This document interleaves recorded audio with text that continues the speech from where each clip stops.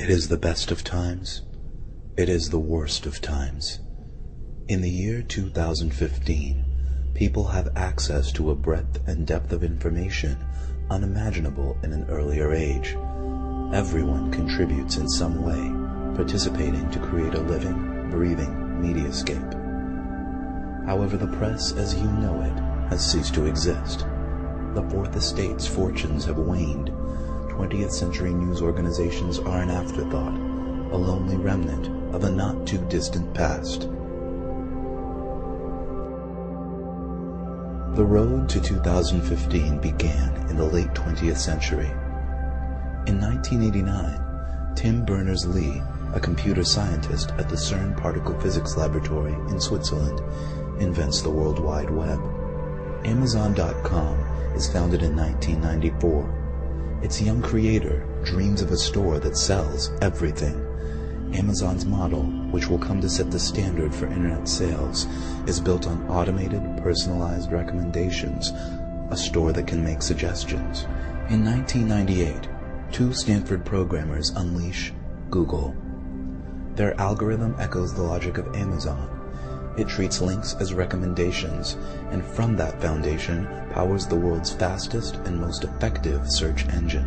In 1999, a dot-com startup named Pyra Labs unveils Blogger, a personal publishing tool. Friendster arrives on the scene in 2002, and hundreds of thousands of young people rush to populate it with an incredibly detailed catalog of their lives, their interests, and their social networks. Also in 2002, Google launches Google News, a portal featuring headlines and links to the stories of the minute. Journalism organizations cry foul.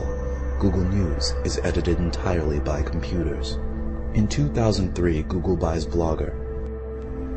2004 would be remembered as the year that everything began. Reason magazine sends subscribers an issue with a satellite photo of their houses on the cover and information custom-tailored to each subscriber inside.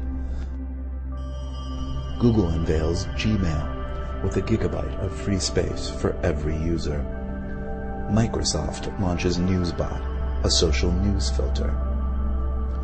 Google buys Picasa, a tool for organizing images. Amazon releases A9, a search engine built on Google's technology that also incorporates Amazon's trademark recommendations. And then, in August, Google goes public. Awash in new capital, it acquires Keyhole, a company that maps the world and puts it online. Google also begins digitizing and indexing the world's libraries. Apple's iPod inspires podcasting, and the age of personal radio begins. We can all broadcast our own thoughts, our own music, directly to each other's music players. 2005. In a response to Google's recent moves, Microsoft buys Friendster. Apple releases the Wi-Fi Pod, a portable media player with integrated camera that can send and receive podcasts and images on the go. 2006. Google combines all of its services into the Google Grid, a universal platform that provides a functionally limitless amount of disk space and bandwidth to store and share media of all kinds. Each user selects her own level of privacy. She can store her content securely on the Google Grid or publish it for all to see. It has never been easier for people to make their lives part of the media landscape. 2007. Microsoft responds to Google's mounting challenge with Newsbotster, a social news network and participatory journalism platform. Newsbotster ranks and sorts news based on what each user's friends and colleagues are reading and viewing, and it allows everyone to comment on what they see.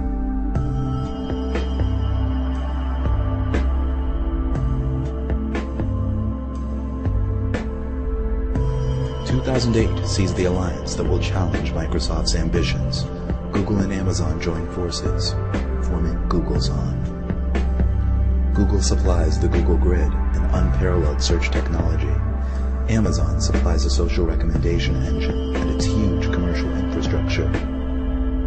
Together, they use their detailed knowledge of every user's social network, demographics, buying habits, and reading interests to provide total customization of content and advertising. This year, the New York Times switches to a paid subscription model online. However, its content stream remains open to Googlezon's indexing computers. The news wars of 2010 are notable for the fact that no actual news organizations take part. Googlezon and Microsoft face off, enhancing their services week by week. Googlezon finally checkmates Microsoft with a feature the software giant cannot match. Using new algorithms, Googlezon's computers screen stories for names, places, images, and other contextual cues, isolating facts from quotes and turning statistics into flexible equations.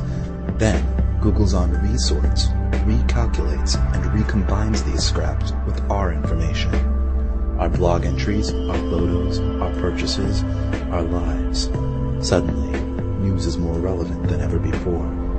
In 2011, the slumbering Fourth Estate awakes to make its first and final stand.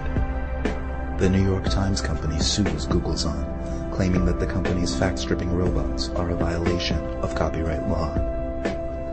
The case goes all the way to the Supreme Court, which, on August 4, 2011, decides in favor of Googlezon. On Sunday, March 9, 2014, Googlezon unleashes Epic.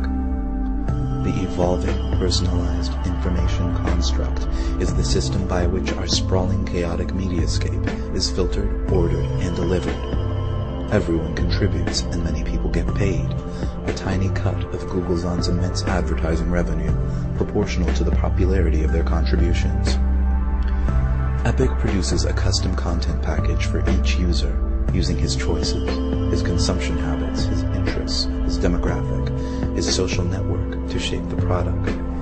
At its best, tailored to its savviest readers, Epic is a summary of the world deeper, broader, and more nuanced than anything ever available before. But at its worst, and for too many, Epic is merely a collection of trivia, much of it untrue, all of it narrow, shallow, and sensational.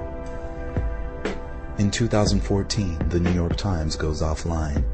In feeble protest to Googlezon's hegemony, the Times becomes a print-only newsletter for the elite and the elderly. 2015. Pinky Nankani, a refugee from the defunct New York Times digital edition, finds a new journalistic calling. She begins to collect and filter GPS-tagged neighborhood broadcasts. Soon, Pinky's feed is a local lodestone, and more of her neighbors tag their broadcasts with GPS data as they realize they too can be a part of it. Hey, it's me. If you're listening, I think a bunch of us are going to go meet up at Progress Park. We're thinking about doing like a little barbecue. I was thinking if you go to the park, do not bother with 9th Street. There's this big accident at Garfield, and it's all backed up. It's totally a mess. So, Have you guys gone out today? If you haven't gone out today, please go out today. It's an incredible day. Take a look at this.